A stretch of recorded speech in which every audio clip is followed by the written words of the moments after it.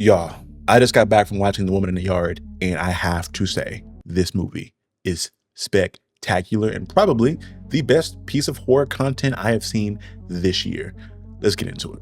You're now watching The Captain.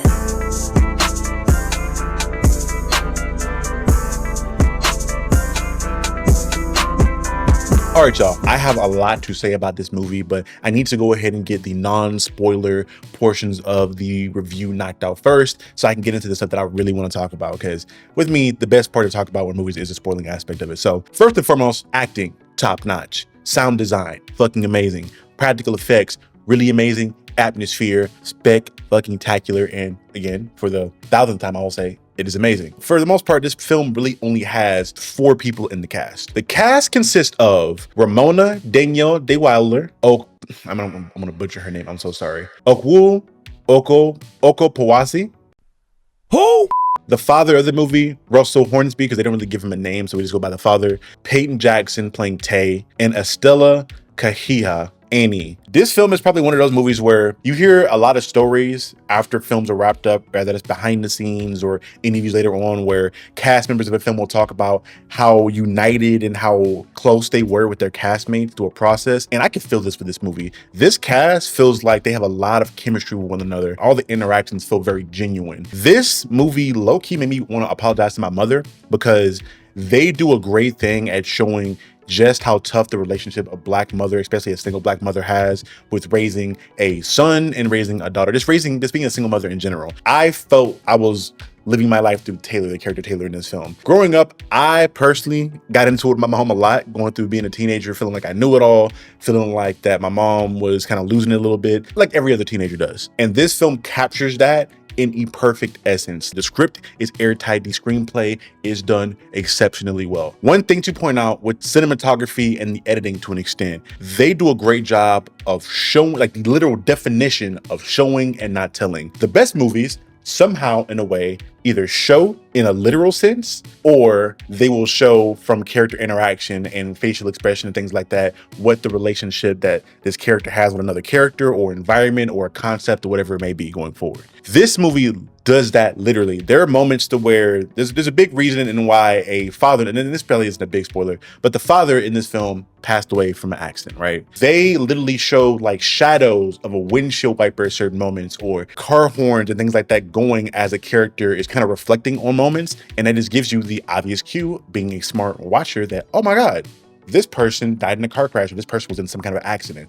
And the way they do this is masterfully done. I can't praise the DP and the director enough for doing that. Let me find the director's name really quickly. Jaume Colette Serra. I'm assuming it is a African fellow, because it seems like this cast is all African or maybe Haitian, or they're somewhere in the African diaspora, it feels like. So again, if I'm butchering names, I apologize so much. Please correct me in the comment section below so that the people watching have an accurate representation and pronunciation of the names. But going forward into the movie further, the movie has a lot to say about mental health and how families and friends deal with people in their inner circle or within their social circle. It is done in a way that I was scared initially was going to be kind of disrespectful at moments, because sometimes when you get in film, they use mental health disorders or other disabilities as this big bad villain. So if you look at something like Split and multi-personality disorder in general is used in a lot of different movies as like this evil thing that gives somebody this evil personality, or this thing that makes them a terrible person, and then they're just being held captive by it, which in reality, it's not evil. It's not like any disability or any condition is not evil. It's misunderstood. And in this scenario, or in this particular instance of the film, I feel like depression and suicidal ideation were put on the forefront, and I think it was handled very respectfully with a lot of tact, personally. Again, I was scared very much so initially as to what to expect from that, but I was really impressed about how they handled this in such a subtle way. And I think that's because usually I try to define a movie by like one phrase or one term, and for the non-spoiler portion of this video, just to kind of give you guys an idea, I will say that this movie and what describes it is subtlety. Subtlety reigns supreme with this film, because they tell you a lot through the environment that you're in regards to the home and the house that all the characters spoilers kind of are in, because this film does take place in like one location. That's a lot to say with the way these characters' clothes and these characters' makeup is done, and like how these different things portray a certain message. Like there's a lot of things you can take from that has some form of metaphorical meaning in it. So if you're paying attention and you're looking for different things, this is one of those movies where you have to watch it, I feel like, a couple times to get everything, unless you're just you're used to watching a lot of movies and pulling metaphorical representation from things. Like besides that, for the layman, this movie is something that you have to watch a couple times because it is very layered and it's very deep. If you guys want no spoilers and you guys just want to go see the movie first, please go see it, go buy your tickets, go watch it, and then come back to this video after the fact to hear all the juicy stuff. Now that the spoiler alert is out the way, let's get into the things that make this film amazing. I want to discuss how the concept of suicidal ideation and depression are kind of used in this film. For the most part, the big spoiler thing to give everybody out the way, that this person that is the woman in the yard, from my perspective, I gather it to be a representation of like death, but in the way of it being a suicidal ideation. The film essentially is taking place after a couple weeks of the father of this 4-person family passing away in a tragic car accident. We learn that the mother, over the course of weeks and weeks and weeks, had been doing what you would expect any person to do after the death of a significant loved one in their life. She's kind of depressed. She's locking herself in a room. She's not being very social. She's kind of distant from her kids. And apparently she's on mental health medication. They don't really specify what the medication is, but it's medication to help her cope with the depression and things that she's going through. The film opens up with this woman in this black veil sitting in the yard, a good bit distance away from the home. And the family is obviously very confused as to why this old woman, or this scary looking woman, is dressed in all black like she's going to a funeral and sitting at a good distance away from the house. I took it as being a representation of depression, but most importantly, suicidal ideation. So for people who aren't aware of what suicidal ideation is, let me just go ahead and give you a definition first. So suicidal ideation, per Google, just like everybody else, I'll Google stuff just to educate myself briefly on terms, refers to the thoughts, fantasies, or contemplations about ending one's own life. The woman in the yard, again, is the personification of suicidal ideation in my personal perspective. Because as the film goes on and as the mother is getting worn down by her kids getting more frustrated by having to be locked in the house, because keep in mind, there's no power in this home right now. Like all the power has been shut down. They have no phone to be able to call anybody because the son's phone was broken up and leading up into this point, and the mother's phone's battery is dead. So they can't call the power company to help them get power back on. They can't call any neighbors to kind of help them out. So they're stuck in the house all day because they don't really want to go outside because this scary ass lady is sitting in their yard. And they're just kind of stuck and cramped in this small environment with one another. Now, although I love my family, and I feel like a lot of people do, having to be locked in a confined space with anyone all day long will drive me crazy. And it drove this family crazy as well too. The son's getting frustrated because he's trying to figure out why his mom won't go handle the situation. Usually young black men, or we'll just say young men in general, in a single parent household where it's just a mother, feel like they need to take on a lot of the responsibilities that the man of the house is supposed to have, whether that be protecting, whether that be, kind of taking over the duties that are required of you, that a mother would normally, look to a husband or significant other to do. Your son's filling that spot in, especially if they're a teenager. And we see that from the film for the factor of the mom is still injured from the car accident. So the son is cooking breakfast. The son is getting his little sister together, I guess, in regards to getting her breakfast and stuff in the morning. In the beginning of the film, the son is bouncing all over the place, doing the things that you would look at a mother or father to do in regards to taking care of the household, because he's helping out where he needs to. This, I think, leads to him getting a little too big for his britches at points. Like there's legit a point to where he calls his mother outside of her name. And I swear to God, in the theater I was in, me and every other black person, hell, every other parent, gasped, because we're like, oh my God, did he call his mother the B word? And she didn't snatch him up by his neck. And that's another thing too about this mother. She has a lot of patience, but is wearing really thin in regards to her children just kind of getting on her damn nerves. You love your kids, but day in, day out, dealing with them nagging, having things going on, and maybe you having to repeat yourself a lot, because as a parent, you usually have to repeat yourself and repeat lessons to children a lot because they don't really get the lesson on the first try. And the mother's patience is wearing thin. There's this thing that's like a subplot in the film, and it's a plot device that comes back later on at the end of the film too, where the daughter is trying to learn how to write, obviously, and she has this big issue with writing her R in the correct way, in the correct direction. The big hump in the capital R, or just lowercase r in general, she always writes backwards, so her R's are always backwards, and that's something that the mother keeps trying to like pound into her head, like, hey, baby girl, you're doing things right, you're writing words correctly, but your R is just backwards. You have to put your R in the right direction. It's something that comes into the film later on, and I'll get to that point later on. But as that's going on, and as the mother's patience and kind of honestly her mental health is kind of like breaking down throughout the film, you're slowly seeing the woman in the yard outside get closer and closer and being this overwhelming presence. She's getting closer to the house and you don't see her move. This is kind of a beautiful thing because she's there, there's this constant sense of suspense and tension throughout the entire film, because she's not actively getting up to walk up to the house. She's just sitting there.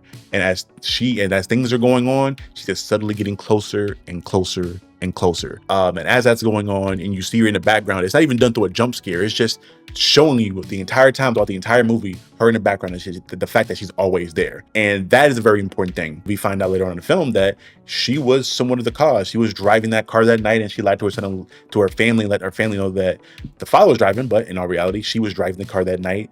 She caused the accident because she wasn't paying attention, and she inadvertently got the father killed and got herself very injured. And because that happened and she kind of blames herself for that, we find out that like every day since then, she's been praying for strength to end her own life. And we find out that this woman in the yard is that suicidal ideation coming into real form and getting closer and closer to her as her mental health and her patience and her overall capacity to stay hinged is coming unhinged. So as she's coming unhinged, that thought is becoming harder and harder for her to fight, and she can't keep it at a distance anymore. Throughout the movie, the mother has typical signs of depression and what will kind of lead up into ideation.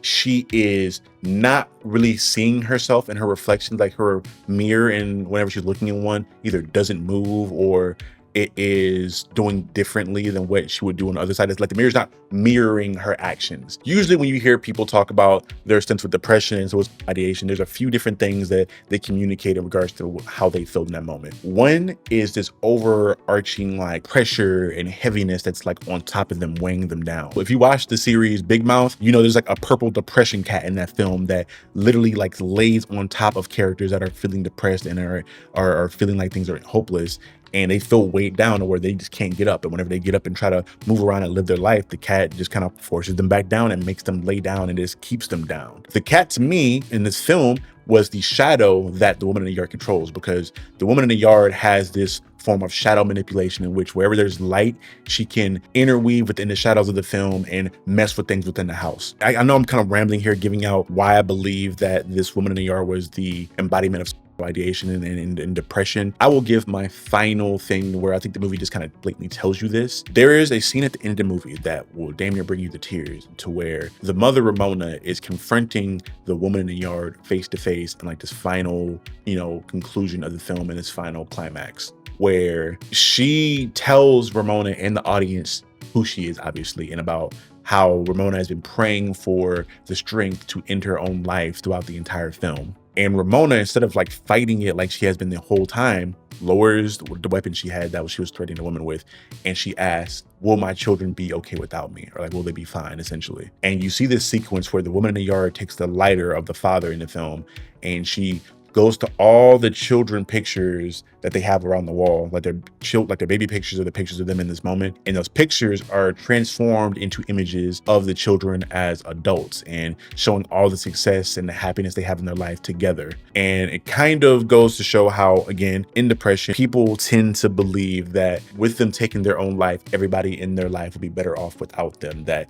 they're this negative presence and entity that's weighing everybody down, that's making things worse for everybody else, so that if they remove themselves from the equation, then everybody's life would be better, which obviously in reality, that's usually not the case. And that's, kind of the issue when you have people that suffer from this kind of thing. Again, the movie is still really subtle in a lot of the messaging, but this is probably the only time to where the movie gets really heavy-handed with like letting you know what this thing is or what's going on here. But as they go through all the pictures and seeing how the life of the children will go, you then see the woman sit down next to Ramona and kind of hug her. And Ramona asks, can I just say goodbye one last time? And the woman's like, of course. You then go down and see her interact with her family and kind of let them know to go away to the neighbors down the street and get help or go over there, blah, blah, blah, blah, whatever it may be. She sends the kids off, and as the kids go off, she goes back up to the attic and she sits in the chair with the rifle that the father had in the home for protection. And we find out that Ramona not only was kind of praying for the strength to end her own life throughout the film, but she threw away all the bullets for the rifle except for one that was in the chamber, and because she meant for that one bullet to be for her. And we see the woman like guide and almost force the weapon into position for her to do the deed. And initially, she's almost like fighting the woman. She's like struggling to fight this thing. At some point, she kind of just accepts it, and you see the woman and her shadow engulf and become one with Ramona's shadow. And again, this to me was kind of representative of her accepting death. And you see her, kind of fight a little bit more. And then you cut to outside of the house. And I think this is where I would talk about where most movies, they would tell you blatantly what was going on by having a gunshot go off in the background, or you seeing a flash, or, something like that, which I don't think is a bad way to go about things. It's very, it's done over and over again for a reason, because it's effective. The fact that this movie takes a decision to not have that happen, but cut to Ramona walking out of the house, greeting her son and her daughter, and them kind of having a happy ending where they are, the son's asking about, hey, where's the lady at? What's going on? Is she coming back? The mom's like, she's gone now, but if she comes back, we'll be ready. I'll be ready. The dog Charlie that we saw die earlier in the movie comes back.